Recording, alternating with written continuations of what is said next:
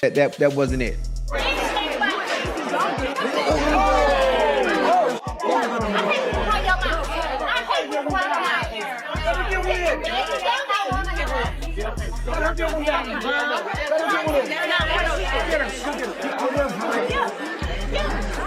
Hands on nobody. Saturday night, I did hear about what happened after it happened. She was a guest of the event, and she was a guest in a Netflix specific VIP invite only area.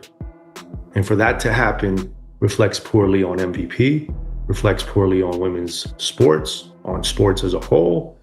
And there's no doubt there was a back and forth conversation between her and Alycia.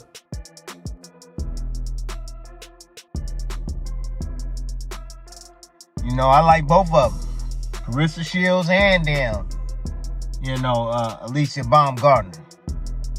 You know, I mean, I watched that video probably about, not gonna lie, repeat, probably about 20 times. And I just couldn't wait to hear the fucking slap. Like, I ain't gonna lie to you. Oh, pow, ooh, ooh, shit. I was like, oh, let me hear it again.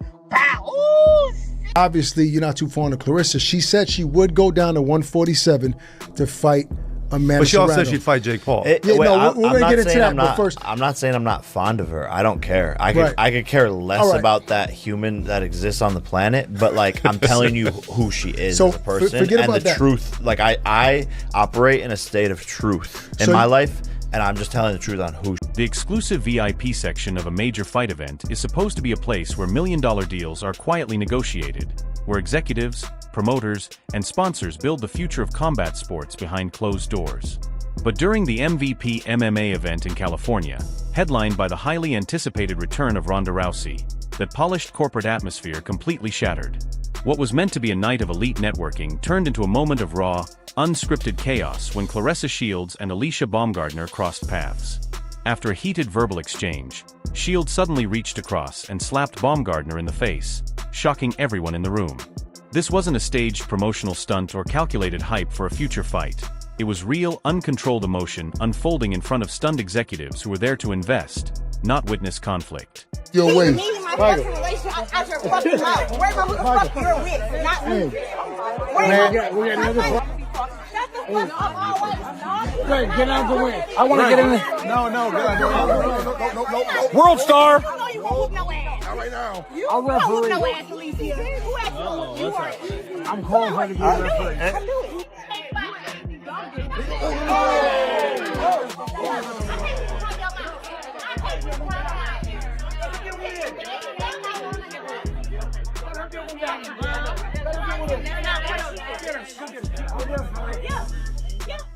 As soon as footage of the incident spread across social media, the sports world reacted instantly. On the popular Nightcap podcast, Shannon Sharpe and Chad Okocinco Johnson didn't hold back in their criticism. Okocinco openly questioned how a seasoned professional could risk everything over a few heated words, calling the situation unnecessary and reckless.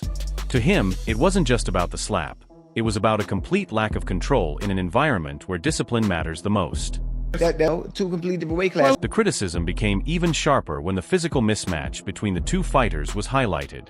Okocinco pointed out that Claressa Shields walks around at nearly 175 pounds during her off-season, while Alycia Baumgardner competes around 130 pounds, a completely different weight class.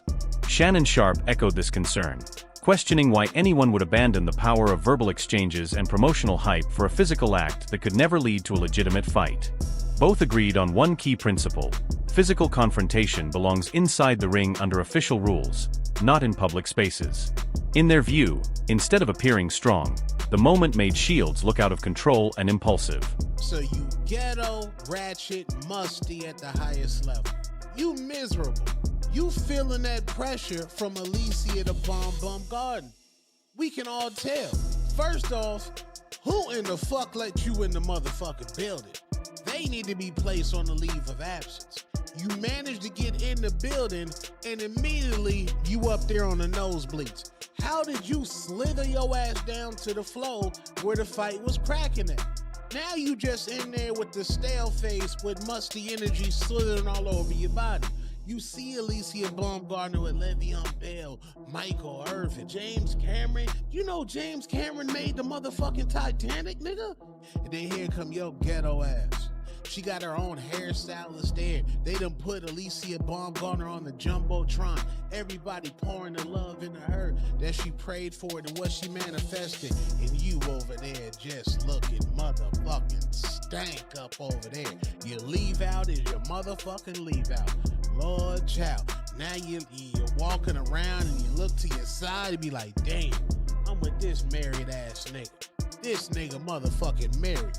Talking about, nah, nigga, instead of trying to fight Alycia Baumgardner, you need to fight that cake. Yeah.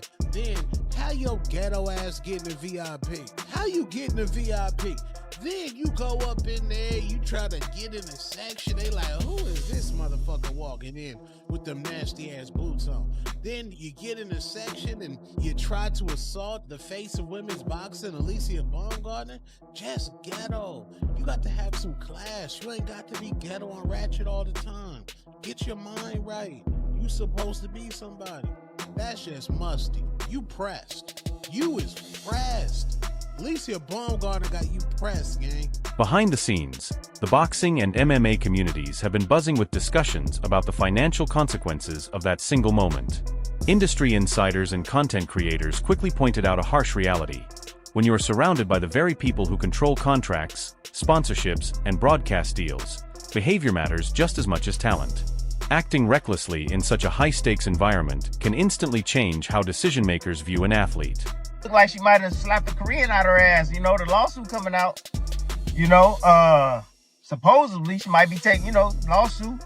It is in California. California, shit, you can sue for anything in California. Shit, you break into somebody's home in California and shit, trip over a damn shoe, you know what I'm saying, hurt yourself, and then go and sue them. You can do all kind of shit in California. So like, it might be a battery charge or some misdemeanor, a couple of $1,000s maybe even a little jail. I don't know. I don't know how I feel about that. The MVP after party wasn't just any gathering. It was filled with top-level executives from major platforms like Netflix and DAZN. These are the same companies that invest millions into fight promotions and athlete branding. Creating chaos in front of them doesn't just damage one person's image, it risks entire business relationships.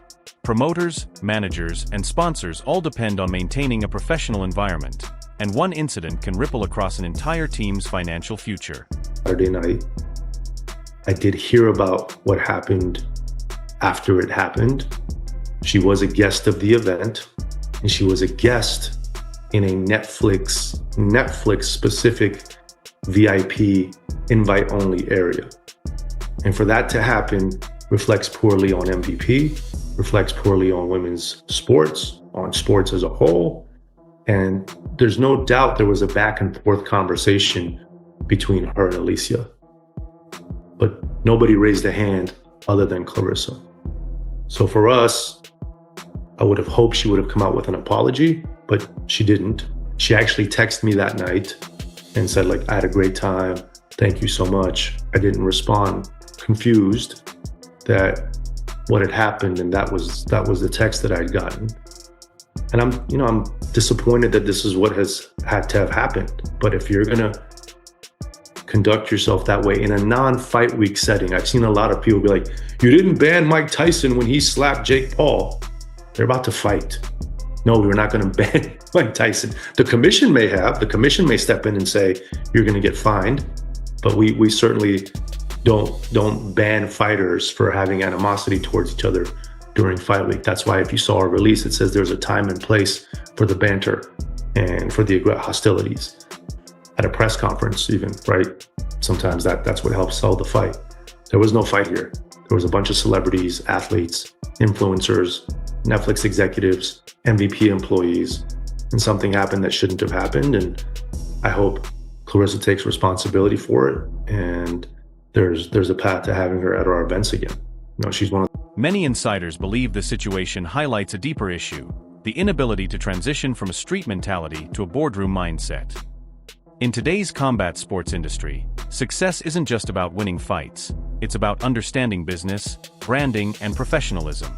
Losing control in a moment like this can cost millions in potential deals, proving that discipline outside the ring is just as important as performance inside it. With Claressa Shields and Alycia Baumgardner. Bit of an ugly scene, and MVP has since come out and said that Claressa is banned from attending MVP events. And not that long ago, there were some talks about her fighting on an MVP card or, being co-promoted or something like that. And so what could you tell us about what happened and the aftermath? Is this a lifetime ban? Are you saying you don't want to ever work with Claressa? Or is this something that can be fixed? What can you tell us about this? I would say we worked very hard to try to convince Claressa to sign to MVP. And I think she was pretty open that we did a great job in terms of how we presented to her, in terms of the opportunity. But, she called me one day and said, I'm getting a $3 million offer to sign to Salida and Win Records. And I said, great. Like, I can't justify that number. You should 100% do that. Congratulations. You've set a new bar for a signing bonus within women's sports. Since then, we've worked hard to develop a great relationship, and we've had very positive communication, in-person meetings, just like great understanding between us. I had not talked to Claressa since the Shadeja Green fight. She reached out to me, posted, but I thought she was very disrespectful in terms of the way that she was communicating online when a fighter that I cared deeply about, but just any fighter, was on the floor unconscious, being rushed in an ambulance to the hospital and ultimately had a brain injury. That was not cool. Instead of issuing a public apology, which many expected, Claressa Shields took a different approach. She went on social media and claimed that the viral clip was heavily edited and did not reflect the full story. According to her, the situation involved verbal attacks, threats, and discrimination, and she framed her actions as self-defense rather than aggression. She also made a bold statement, saying that a potential lifetime ban from MVP meant nothing to her, as she had already turned down opportunities with them in the past. Adding to the controversy, she hinted at a larger conspiracy, suggesting that certain groups were spending money to damage her reputation, leaving fans divided and questioning what really happened. Anyway, as you saw on the tape, Claressa wound up there, cock back, bop, right in the mouth for some confrontation that they're having. Now, let me tell you what my thoughts are on this, because Claressa then doubles down and she puts out a tweet which basically says, yeah, that's what you get when you mess with Claressa. Get the taste slapped out your mouth. Something to that effect. I'll put it up in the graphic in the video. But here's my thing, man. This is great promotion. It's great promotion. It really is. I love it. It's going to be good for Alycia Baumgardner. It's going to be good for Claressa Shields. It's going to be good for their careers. Because you know why? Because ratchet sells. A few years ago, I forget when they put that term to rest, right? Where you just have scantily dressed women over the top with loud mouths screaming back and forth, man. You see Krishan Rock going through that in the fights that she's having with these people in these real life, dramas.